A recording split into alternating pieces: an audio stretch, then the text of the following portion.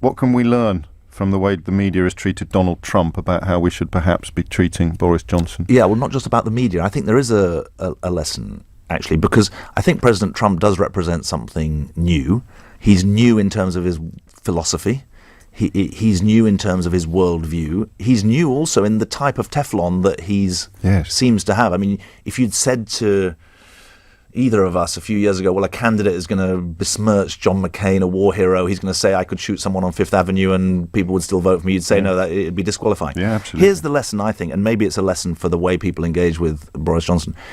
If you end up focusing on the personal peccadilloes, you're not actually focusing on the damage that they're doing to the country.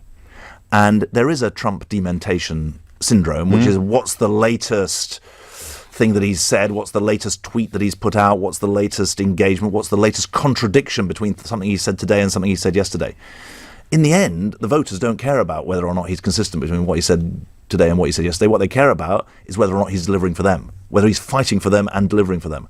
And I think that's going to be a lesson in dealing with Boris Johnson, because there's going to be no shortage of contradictions, but he's going to laugh them off. The question is whether or not he's helping the country or damaging the country. Now, interestingly, overnight, he's been preaching my way out of Brexit, says Boris Johnson, is the GATT24 rule, the General Agreements on Tariffs and Trade. So now the governor of the Bank of England says, excuse me, that is not available unless you have an agreement with the country that you are it's actually a deal. It comes in order to provide the interim transition to a deal. Now, that's real because that affects the lives of business people, farmers, you name it, all across the country.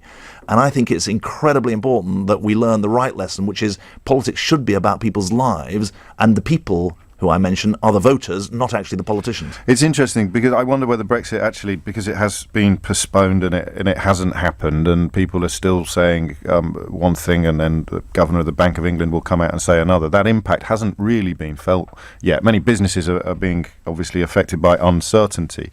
But I'm struck also that you mentioned the dangers of echo chambers or preaching to the converted, because quite early on in the speech that you're due to give tonight, not the Fulbright but the one at the LSE, you say, let me start with the obvious. The process of Brexit is a wrecking ball which threatens the constitutional order of the UK. Now, that's not obvious to a lot of people listening to this programme 3 years almost to the day since the vote. Hang on, tell me, when candidates for Prime Minister start saying, well, yes, we've obviously got to suspend Parliament to prevent Parliament doing its job to allow for a no-deal Brexit, doesn't that look like a constitutional wrecking ball? And look, here's the thing that worries me. I bet people say this when they phone into you, which is, I got to get Brexit out of the headlines, so we've got to pass the deal. Yeah. My point is, just get on with it. Well, just get on with it. My point is, all that we're talking about at the moment is getting the real negotiations started.